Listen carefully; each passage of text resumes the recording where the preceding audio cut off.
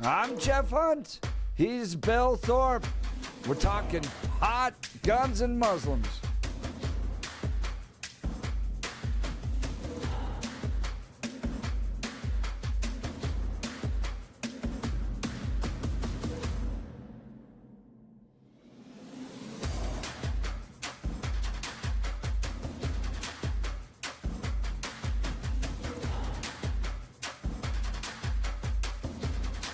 $710 KNUS in Denver. AM 1460 and FM 101.1, The Answer in Colorado Springs. All along the Front Range. This is the Jeff and Bill Show, where you hear both sides. Jam-packed show for you today. Kevin Sabet, President and CEO of Smart Approaches to Marijuana, is going to be joining us. There's a lot happening with some of the biggest marijuana companies in the world. Curaleaf, the largest marijuana company in the world, is being investigated by the FBI for money laundering and public corruption. 2 federal grand juries, a sanctioned Russian oligarch, and none of it disclosed to investors. We'll give you the latest on that. Fascinating story coming from Kevin. Plus, he's got a new documentary out about the impact of THC, particularly on young people. Trump evading a security threat in a little truck. Yeah, that was weird. Catering truck. Catering truck. There you go. Great. Yeah, the catering truck. We'll talk about that. Does it mean something with regards to who he left back on the plane? Yeah, there's a lot of speculation about that one. The media? Oh, yeah, you guys stay. All right. We'll be talking about that 7 o'clock hour. Ray Elliott, president of the Colorado State Shooting Association, is going to join us in the 8 o'clock hour. Remember Senate Bill 3? Well, drove 195% rise in AR sales prior to that law kicking in August 1st. They're suing in an effort to halt these new restrictions on purchasing AR weapons here in Colorado. We'll talk with Ray Elliott, president, Colorado State Shooting Association, coming up here in the 8 o'clock hour. And then Chris Bergard has a new movie out. Remember the Alamo? Don't Sharia My Texas. Is Texas being influenced by growth of Muslim populations there, and what could the long-term impact be? We'll talk with Chris Bergard coming up in the 9 o'clock hour. So much to talk about. First, the news.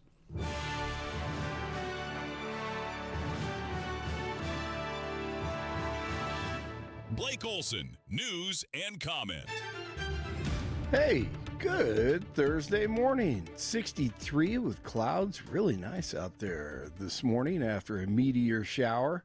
A couple hours ago, my wife watched that. Thought it was really cool. And 61 in the Springs, expecting a high in 79, a high of 79 today in the Springs.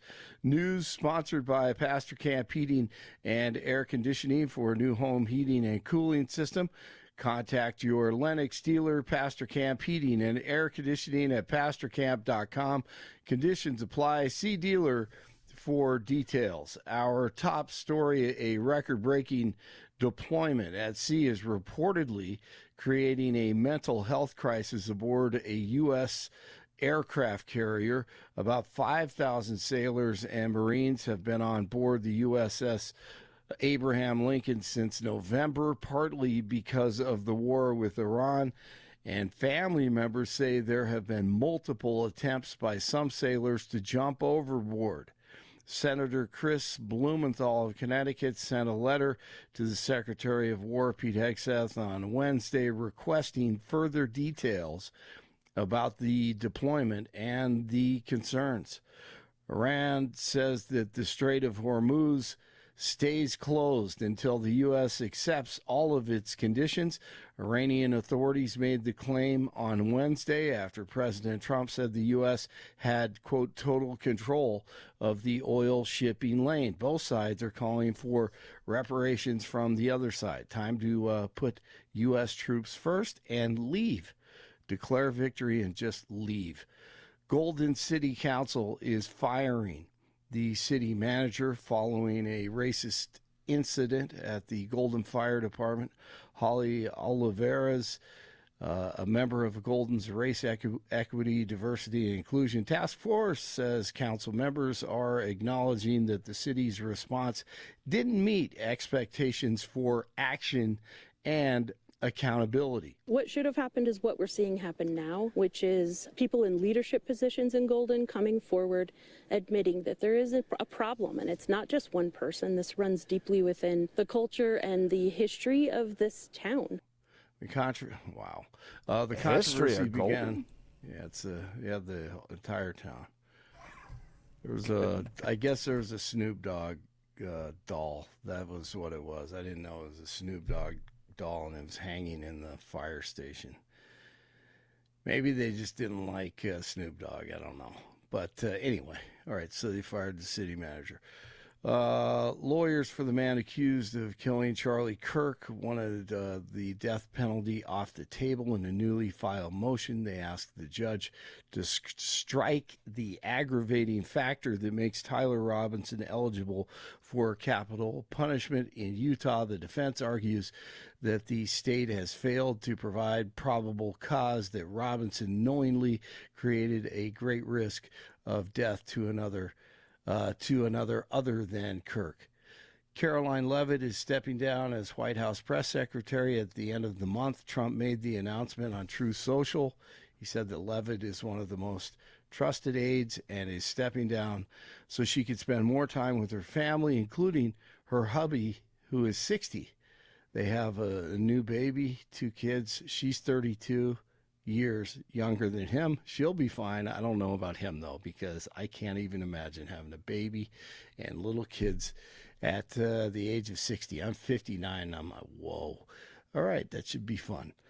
Should be a joy, but it is going to be a challenge for him. Or maybe not. They have enough money. Rescuers in Western Colombia are racing against the clock this morning, mindful of the vital 72-hour survival window. The death toll from Monday's catastrophic magnitude 7.4 earthquake has risen to 265, with nearly 500 people still missing. International search teams are on the ground using heavy equipment to dig through flattened buildings in the hardest hit cities. All right, let's go down here. Molson Coors is transforming its old coal mining site near Keensburg into a solar farm. Operations Vice President Jim Crawford says it will complement electrical demand at the Coors brewing, malting, and bottling plant in Golden.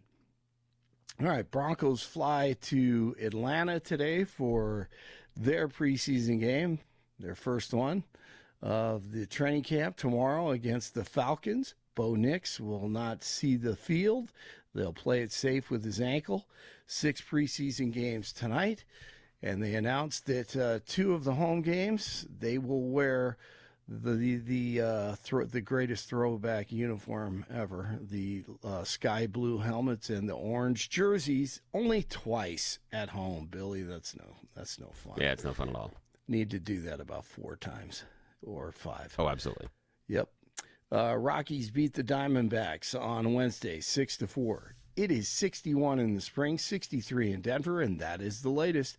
I'm Blake Olson. More of the Jeff and Bill Show ahead on News Talk 710 KNUS in Denver, and now on AM 1460 and FM 101.1 The Answer in the Springs. This is where you hear both sides. We are the Jeff and Bill Show.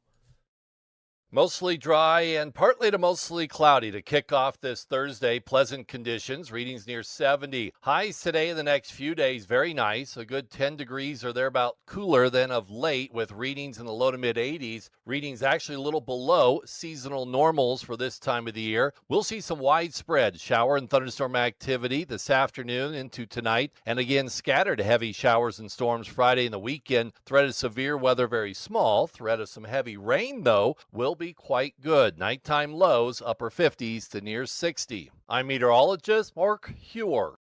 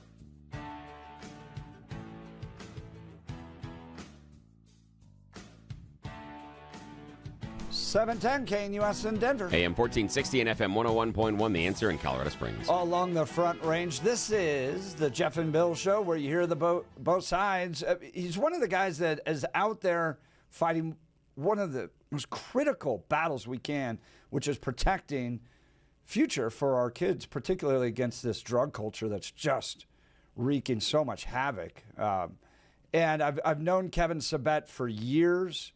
He has been a force going back to the Clinton administration, Obama, Bush, in an effort to expose what the marijuana industry is really all about, which is making as much money as they possibly can, hooking as many people as they can on THC.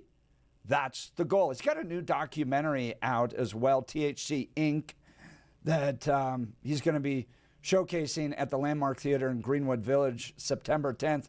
But also some news yesterday about the largest marijuana company in the world being investigated for money laundering and public corruption. He joins us now. Kevin Sabet, it's an honor. Thanks for joining the Jeff and Bill Show. Good morning. Oh, hey, good morning, Jeff and Bill. Great to be with you both. Let's dive into this issue. You posted yesterday, the FBI has been secretly investigating Curaleaf, the largest marijuana company in the world, for money laundering and public corruption. 2 federal grand juries, a sanctioned Russian oligarch's money, and none of it disclosed to investors. Tell us what this is all about. Well, this is just we're scratching the surface here of the marijuana industry. You know, people think that because it's legal in Colorado and so many, about 30 other states, this is above board, legal. We know what's going on. It's great. The reality is this is what we know, and what we know already is bad, which is that so many of these companies are tied with criminal networks. It's not like the drug dealers and the kingpins go away when you legalize. They actually just basically embed themselves even more in government. That's why the Chinese Communist Party is so intertwined with marijuana growing in this country. It's why we have Mexican drug cartels intertwined. So I wasn't surprised in the least when I saw this. I was, I guess, surprised that this news finally came out, because we've just known for years that these companies have been intertwined with this. And just for your listeners, why does this matter, Robert Abramoff? I mean, this is a guy who's had billions of dollars frozen, of assets frozen. There are multiple criminal investigations we know going on. And basically, I mean, he is one of the most extraordinarily wealthy people in the world, who's one of the most politically connected in the world with Russian Putins and in Europe and beyond the Kremlin. So this is concerning because, again, this is not just mom and pop, hippies growing some weed out there in Boulder and selling it. This is what happens when you legitimize, frankly, a dirty business. You're exactly right. And that voice that you're hearing, folks, Kevin Sabet, President, CEO, Smart Approaches to Marijuana, during the whole commercialization process. And I use that word directly because in 2012, we did not legalize pot. We commercialized it and then unleashed. I'm a capitalist. So we unleashed the power of the free market to go out there and get as many users as we possibly could onto that drug. What I was pointing out even back then, and it's important for people to understand, is it's not like it was a bunch of dentists lying around that all of a sudden now had the opportunity to invest in the legal pot industry. And then if we shut it down, they just go back to dentistry. No, these were bad people to begin with. These were people that were, as you pointed out, connected to the cartel, operating with the cartel, and we just opened up the free market to them. Talk to us about the impact that's had in the last 14 years. No, you're exactly right, Jeff, and hats off to you. I mean, you have been such an incredible voice on this, oftentimes a lone voice in the Mile High State. So you've been amazing. I appreciate it, your work, stemming years back at CCU and beyond, and giving me a platform as well there. Really, this has been so important because there's a small group of people in Colorado with the courage, which is interesting because I've even talked to lawmakers, and I don't know if I should kiss and tell, but some men on the Democratic side who have told me privately this has just gone too far, but they're afraid to say anything publicly because they look at polls and they say, well, in Colorado it's so popular. The reality is there's a real difference between decriminalization where, for my libertarian friends, hey, just live and let live. An adult wants to smoke a joint instead of having a little bit of whiskey after work. What's the big deal? There's a big difference between allowing that and then doing what we did in Colorado, which was, like you said, commercialize and put the power of the free market, then it becomes all about money and maximizing, addiction for profit, pushing this to our young people. And it's why we have so many victims. I mean, in Colorado, the number one reason, the number one drug in dead kids who have died by suicide is marijuana. It's not alcohol. It's not fentanyl. It's not heroin, cocaine. It is marijuana. I've met so many kids unfortunately, who have gone to Colorado or are from Colorado, so many parents that have lost their children. I'm sure you've talked before on this program about Johnny Stack and our friend Laura out in Douglas County. Johnny, who died as a result, had a psychotic episode, multiple, but had a psychotic episode as a result of his schizophrenia, as a result of psychosis, and died. We had Randy Bacchus Jr., originally from Minnesota, who moved to Boulder after legalization and continued his psychosis. In fact, Randy's the one on our documentary, THC Inc., which, by the way, you can stream for free as of yesterday on YouTube. But we're going to do that showing in Greenwood Village, as you said. I appreciate that. But there's so many stories. And unfortunately, Colorado is like ground zero for it. And it's also ground zero for this criminal corruption. That's Kevin Sabet joining us, President, CEO, Smart Approaches to Marijuana. DEA has been on our show many, many times talking about how Colorado has become, when they talk to cartels, sanctuario. And that's not only the immigration issues that we deal with here, but our permissive drug culture. The cartels know that they can operate here, and that creates problems. Kevin, I want to talk to you a little bit about the Trump administration and the descheduling effort that's taken place here. It seems like there's been a concerted effort, and everybody knows I'm a fan of the Trump administration, but on this one, my eyebrows has been raised. It seems like there's been a concerted effort by the marijuana industry to directly lobby and pressure the Trump administration. And President Trump is rightfully skeptical of what alcohol did to his family, and he's notoriously known as a teetotaler. But what do you think's happening here? How is the marijuana industry influencing the Trump administration? Yeah, no, they definitely are. I mean, this is a president who, like you said, doesn't even drink. He lost his brother to alcoholism. He has told his kids, we have it on video, multiple times not to use drugs. He's had kids at his rallies take pledges never to drink, smoke, or use drugs. So it's not somebody who would be naturally kind of drifting that way. Unfortunately, I think he's been, I guess, a little bit influenced by his chief of staff, Susie Wiles, who's has family connections in the marijuana industry directly, as well as some very good friends from Mar-a-Lago who really see marijuana maybe more as medical for seniors, for example.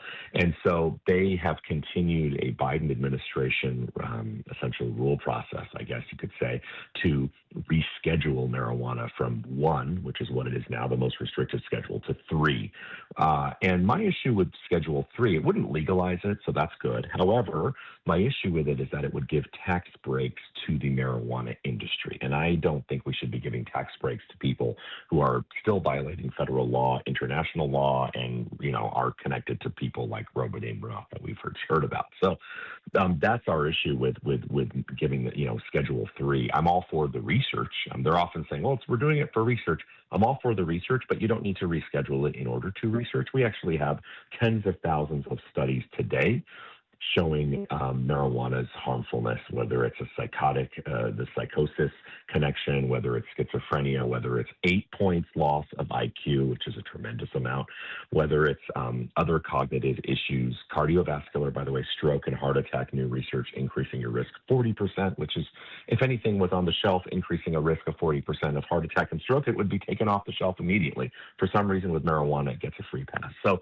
my concern with the president is that there are a few people in his orbit, not most. I mean, we know the vice president is very against this. We know Secretary Rubio is his whole administration doesn't think this is a good idea. They know. But there's a few of these people that have been influencing. So we're going through a process now. It's not done yet. We'll see what happens. But it is extremely concerning. And it's really, unfortunately, the marijuana industry has worked overtime to use their illegally, received monies, frankly, to, donate to the ballroom, donate to the inaugural committee, donate to all these things, and that is also helping their case. That's Kevin Sabet, President and CEO of Smart Approaches to marijuana on the Jeff and Bill Show. Got a question for you, Kevin. We've been focusing on the impacts of the product, the commodity, marijuana right now. I want to go back to the money laundering and public corruption. Now, this surrounds Roman Abramovich, correct? Yeah. He's the oligarch they're talking about. Okay, now he's a guy that's somewhat in the exterior of Putin's orbit, not necessarily as tight. Abramovich famously, he's done some business across Europe, made the billions based on selling an oil company, owned a soccer team for a while, was forced to sell that from England. He owned Chelsea for a while. He also was one of the backdoor channels Zelensky was using in order to negotiate and talk to Putin when the conflict started, and that got Roman a little bit sideways with the ruling class inside of Russia. Can you outline what the allegations are, what you know about the alleged public corruption, money laundering? What's this scheme supposed to be like? Well, yeah. I mean, so what we're understanding again is that basically I don't want to throw out allegations without the facts and what we actually know. And this is kind of dripping down in terms of what we're learning about this. We know that him and his financing are very much tied to this marijuana company, which, by the way, is currently going through a process of taking over another company, so they're going to become even bigger. But what we're seeing, what we're learning very sort of little by little, is that the company was told by some of the senior management not to put Abramovich on a lot of the filings and a lot of the sort of public records that are out there in terms of when you have to file as a public company, and when you have to put your financial records and documents out there. So basically what's being found in some of these documents is that some of the employees were told not to put his name anywhere, which again raises a lot of questions. What were they exactly trying to hide? I mean, we know that Abramovich has been tied to other marijuana investments, like in the British Virgin Islands and these sort of offshore places, hundreds and hundreds of $1 million. But basically, what we're learning from this specific case is that he helped finance the predecessor to Curaleaf. It was a group called Paleotech. And was, basically extended financing to the dominant shareholders, essentially, and funded a big marijuana investment fund as well. So he doesn't have any ownership in the business, according to the company Curaleaf right now. He's definitely not been convicted of corruption. So again, I want to be very careful. We don't know. He's been denied any of those allegations, but there are a lot of allegations now about money laundering. And by the way, he's not the only example. Remember the name Lev Parnas, who was also in the Trump world. Lev Parnas is also very much connected to this. We've had people connected to these licensing boards around the country. So the people that the state even has appointed, they have been convicted of corruption. For example, in Michigan, the chairman of their licensing board received more than $100,000 in bribes. He was sentenced to 55 months in federal prison. There are many others. The mayor of Fall River, Massachusetts, I believe, is in prison right now. And I was saying Abramoff before I met Abramovich. You're right, but I will say even Jack Abramoff was retained secretly by a lobbying group for a marijuana industry client. Didn't even register under federal lobbying law. So there are so many laws and rules and regulations being broken by an industry that said they wanted to be legalized so they could play by the rules. They can't play by the rules because they are connected to these huge schemes. There's so much money being hidden, and they figure, well, this is illegal federally, so we can hide it. It's legal on the state-wise. No one on the state's going to get us. And this is, by the way, I'm telling you, this is just the tip of the iceberg. That's Kevin Sabet joining us. Kevin is the president, CEO, Smart Approaches to Marijuana. Kevin, marijuana has eclipsed alcohol and tobacco as the most consumed drug daily in America. What are your thoughts on that? Well, it's sad. It's unfortunate. And it doesn't mean because I want more people to drink. The first question people say to me is, well, Kevin, you're saying that, alcohol, is alcohol better? And, that was frankly the argument used in Colorado. In fact, the organization in Colorado that legalized was called SAFER because it was saying that marijuana is a safer alternative to alcohol. But what I say to that is when your headlights are broken, you don't break your taillights just to be consistent. So, alcohol is not the example we would be wanting to use. If anything, it's an example of what not to do. But the fact that we have more people daily using weed, today's high potent weed, and I didn't make this point, I think, strong enough. This is not your Woodstock weed. This is not your 90s weed. This is not your 2000s weed. This is a completely different drug that has been genetically refined and altered and bred to increase the THC, which is the active ingredient, and get up to 99% THC in some of these shatter products that are like these distillates. And so this is just completely different. That's why we're seeing these negative impacts. And so when I see that more people are using this kind of marijuana than drinking a substance, which isn't obviously intoxicating, obviously harmful, does not have benefits, but when I see that that's the case, that worries me because that alcohol is frankly in and out of your system in 24 hours. THC stays in your system for a few weeks usually, and that means it affects your system that long. When I see that THC and this level of THC causes psychosis, causes uncontrollable vomiting, something called cannabis hyperemesis syndrome, that worries me. So I don't want more people drinking, but this idea that we have more people using THC is extremely concerning. And I think it's important for people to understand there's been a long history, I'm a Christian, of Christians engaging in these issues. In fact, you can go back to Guinness Beer. Guinness Beer was founded as an alternative to the whiskey that was being consumed by the Irish and that was destroying their lives. They figured, can we come up with something that's a little less terrible and not get people so drunk all the time? And I was watching Amazing Grace the other day, which is a film about my kind of patron saint, William Wilberforce. And at one point, he and Hannah More, his wife, are discussing whether or not there should be gin allowed in the cities or if there should be the promotion of beer. That was all because they were so concerned of what alcohol was doing to destroy people's lives. So Christians for history have been speaking into the consumption of these illicit products that have been destroying lives because we don't like seeing it destroy people's lives, whether it's alcohol, whether it's marijuana or the harder drugs. I'm going to play the trailer for THC so people can get a sense of this film, and then we'll ask you how people can watch it and what they can do to be a part of your screening on September 10th. Here's the trailer, THC Inc. Measures to legalize medical marijuana, one in every state. You are putting the full force of capitalism to sell as much cannabis to as many people as possible. No guardrails.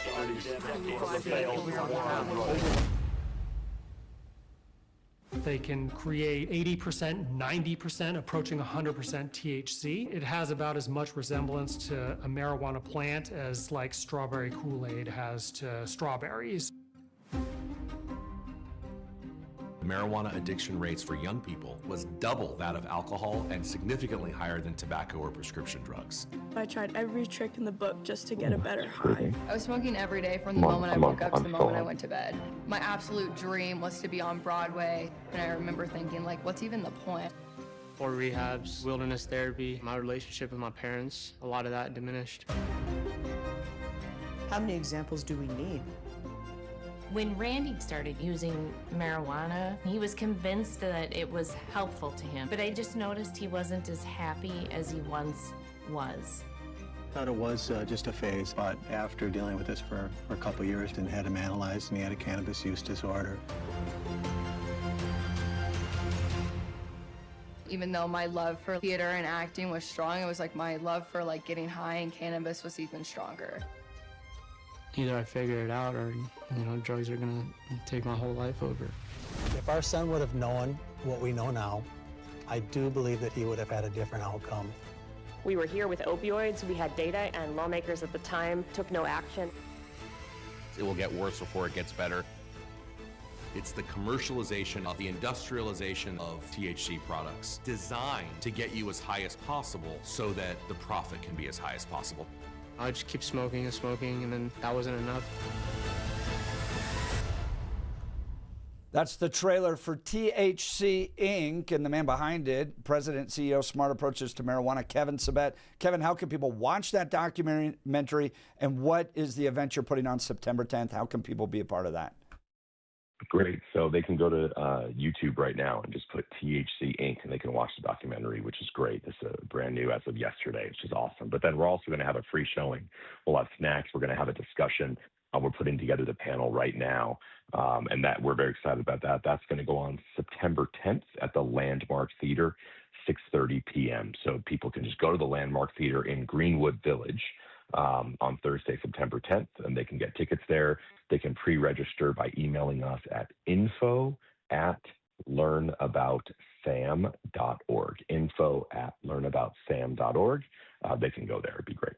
Kevin, thanks for all you're doing for the future generations and helping expose what this is, the industry is really all about. We appreciate you taking time to join the Jeff and Bill Show. Yeah, thank you. I appreciate it, gentlemen. Thanks a lot. Take care. That's Kevin Sabet, President and CEO, Smart Approaches to Marijuana. I'll have links to all this at x.com/Jeff Hunt if you want to see it. As I've always been very transparent with my audience about this, I smoked marijuana in middle school, and I hated what it did to me. One, it made me paranoid. But then two, it shot my short-term memory. My grades plummeted. Man, they plummeted as a result of this. And then I watched as my best friend started with marijuana, started with alcohol, then marijuana, then got into deeper and deeper drugs, and then ended up losing his life as a result of a cocaine drug overdose at the age of 20. I fortunately had a religious conversion out of that, but I lost my best friend. I hate what these cartels are doing, preying on young people, destroying their lives in order to make a profit. So this is 100% personal for me. And I will fight this fight till the end of my life. But yeah, check that out. Billy, any closing comments on that? For me, I'm more interested in the allegations of corruption and bribery. That's where, for me, the focus is. I mean, I was talking to someone on the text that the bribery tracks with Abramovich's history, but it also tracks with him not wanting his name on things. He's done that routinely. When Kevin was saying, I wonder what he's trying to hide, I don't come to that conclusion. He's done that routinely to keep his name off of things precisely because of conclusions that Kevin has. Because when you see his name, what does he want to hide? And just a few years ago, the English government forced him to sell his majority ownership of Chelsea Football Club. And so he's seen in the past that having his name as part of the ownership group can incur some government wrath. So I understand that. I'm real curious about the idea of the bribery, because that then gets you into absolutely running an illegal business operation. And if you're hyper-focused on shutting down companies like this, if they're involved in the illegalities, I think that is the best path forward. No, I don't think you're going to have as much success arguing on the control of marijuana and THC. I think the success path is this company's dirty and you have to shut them down. And it shows and sends a warning to the other companies that may be involved in that. I think that's the first thing that has to happen. You and I have talked before about the commercialization side of it, and you're right about it. The part for me is, as the video was outlining, the hyperdistillation of it. When it gets into super concentrates, I think that begins a product of that really wasn't part of the debate when marijuana became legal. And I appreciate when you talked about the idea of alcohol and tobacco kind of being the gateway drugs, because they are, more times than not. Rarely do you have someone start with only marijuana. Usually the start either is alcohol or tobacco first. That's usually the first one. And inside of that video, it's appropriate, and you outlined it as well, someone chasing the bigger high. And that's always going to, that is a truism throughout all drug use, even from tobacco. Because even the first couple of times you use tobacco, it'll make you sick, but there's a real buzz that happens.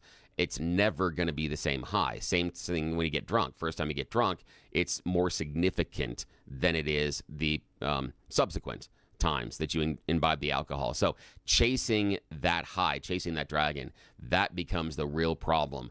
And that leads to the escalation. So there are a couple layers in there. But yeah, I would love to focus on the crime. That, I think, is the way that if you want to tamp this down, that's the way that's the most effective at this point. Feel free to join the conversation. Here's the phone number, 303-696-1971. Text us on the Dan Capitalist Law text line, 720-819-5115. More of the Jeff and Bill Show to come. You're listening to us on 710 KNUS in Denver. And AM 1460, FM 101.1, The Answer, Colorado Springs. This is right here, both sides, Jeff and Bill Show.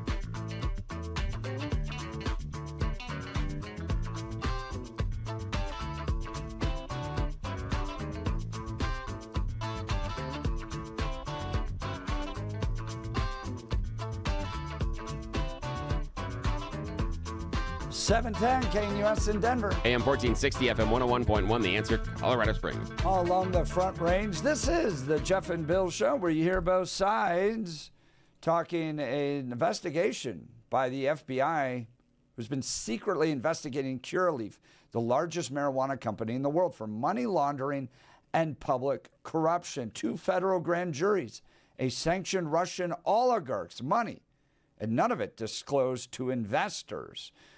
Let's go to the phone lines. Frank Evergreen. Good morning, Frank. Thanks for joining the Jeff and Bill Show. Good morning. Hey, good morning. First of all, old business. I do have a landline, but it's connected to my fax machine. Oh, fantastic. Nice.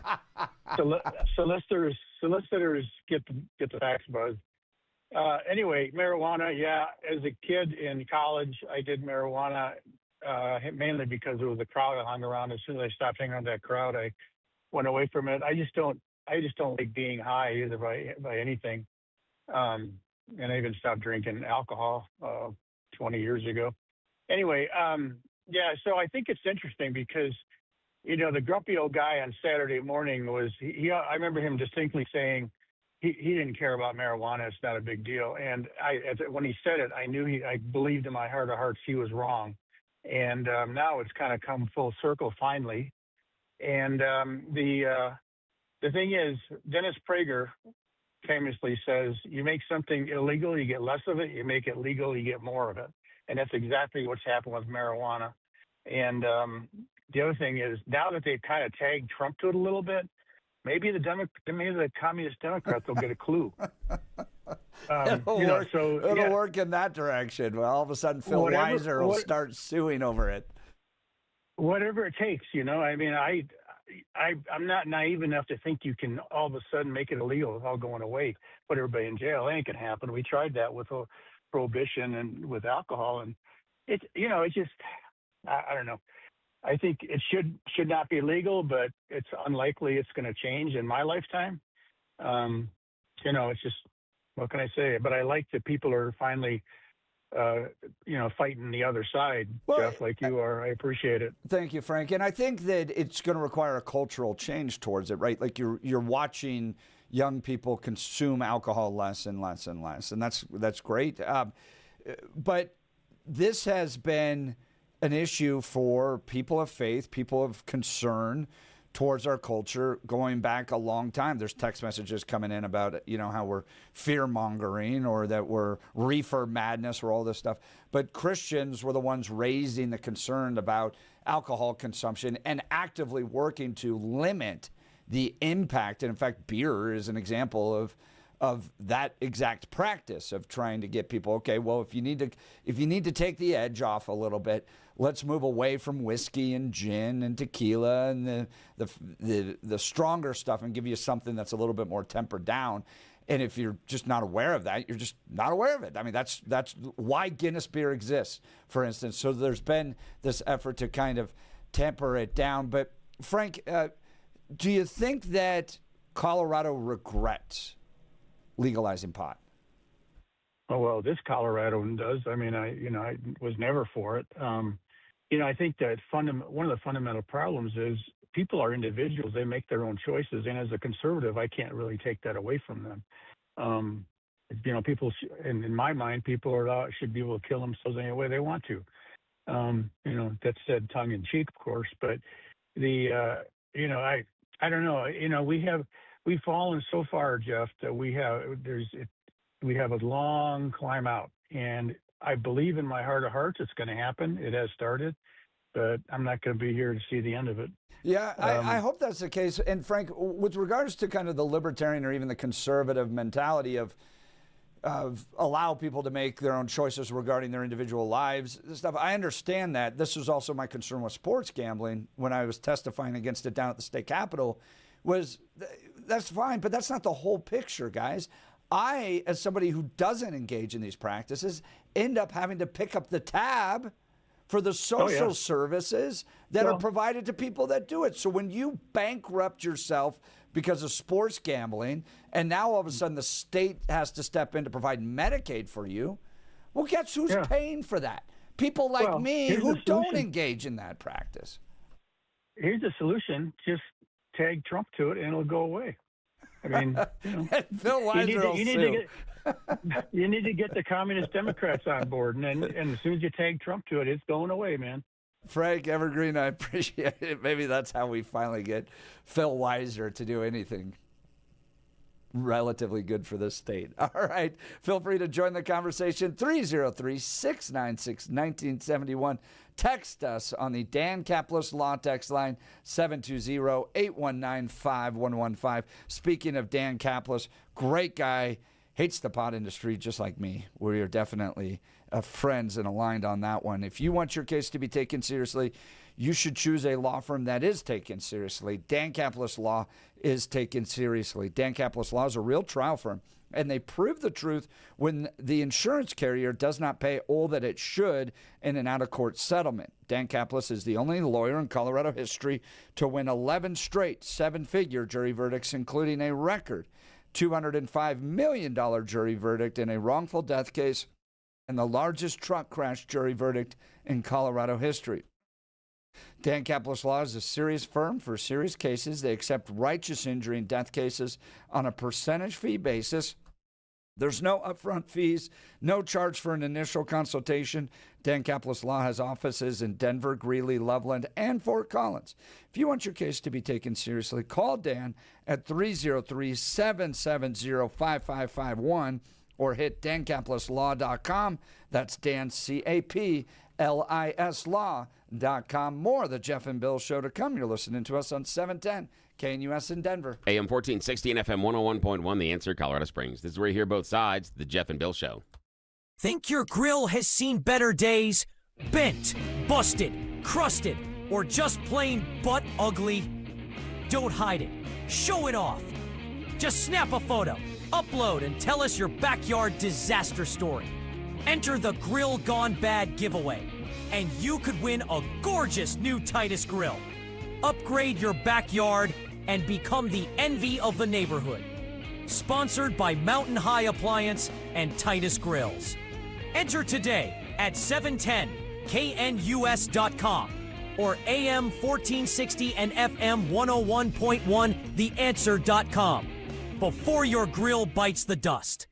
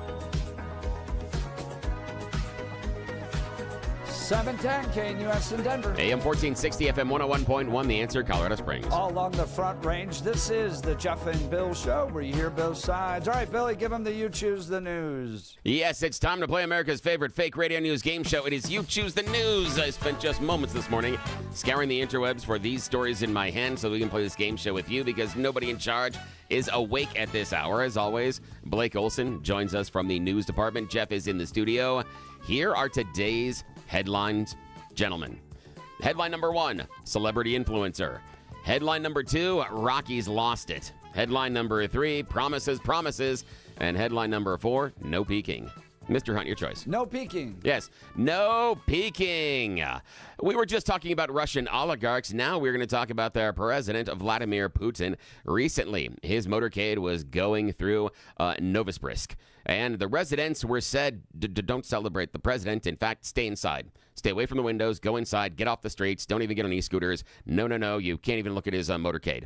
The notice was distributed by property management company and then was released by the leaders of the city, saying that you guys shouldn't, just in case someone's trying to attack Putin, stay away because we don't know what's going to happen. And we also might think you are the attackers. So you can't leave your vehicles on the street, clear the streets. You can't have any electrical or optical equipment in any of the windows or they might shoot you. And do not approach the windows when the president is going by. Yay? Yeah. He arrived, and officers began taking positions along his expected route. It lasted about 50 meters, 165 feet apart is what they were. No demonstrations or anything else. Oddly enough, as he was making his way through the city, it was quiet because they threatened to shoot you. Yeah, that's great. Sounds like things are going great. Oh, yeah. It sounds he's doing fantastic. Alrighty. Now, Blake, your choice. Celebrity influencer, Rockies lost it, or promises. Let's go with the celebrity influencer. Yeah, celebrity influencer. You know the power that celebrities have. You see it all the time on the tickety talks and the social media. And now Conor McGregor falling for a celebrity influencer? Conor McGregor has announced that he is ending his latest bout of sobriety thanks to Brad Pitt also deciding to drink again. Recently, Brad Pitt said that he ended his 7-year sobriety because he wanted to drink just a little bit. Brad famously went cold turkey after parting ways with ex Angelina Jolie.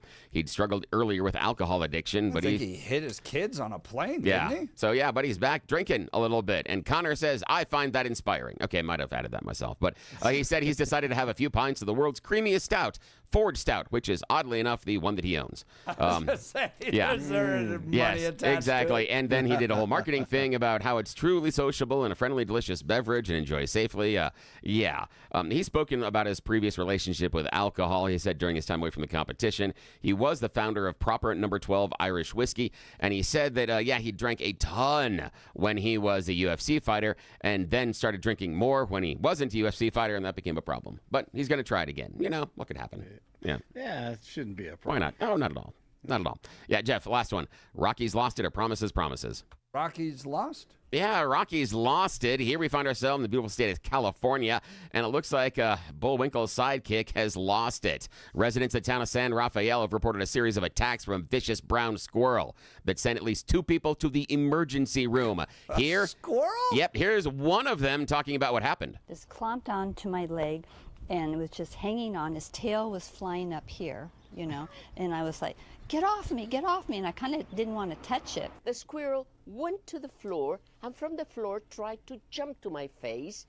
Yes, the squirrel is attacking people. There are even posters around San Rafael warning you about Angry Rocky. I just added his name there. It's probably not his right name, but still.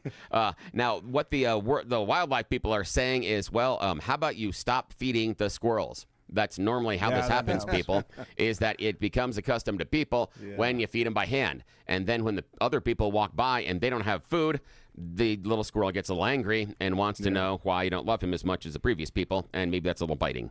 Maybe we can learn something about the homeless and drug addicts that way, too, once you start feeding them. So, they get a little angry when you don't. All right. That's the end of You Choose the News. Back to you, sir. Coming up next hour, Trump's ruse to evade an Iranian threat unfolded on the tarmac in Turkey. Who did he choose to save? Is this insight into what's really happening in his administration? We'll get to that and more. Plus, we're going to be joined by Ray Elliott in the 8 o'clock hour, Chris Bogard, 9 o'clock hour. Don't Sharia My Texas, his latest film. You're listening to The Jeff and Bill Show, News Talk 710, KNUS in Denver. AM 1460 and FM 101.1, The Answer in Colorado Springs. This is where you hear both sides, The Jeff and Bill Show.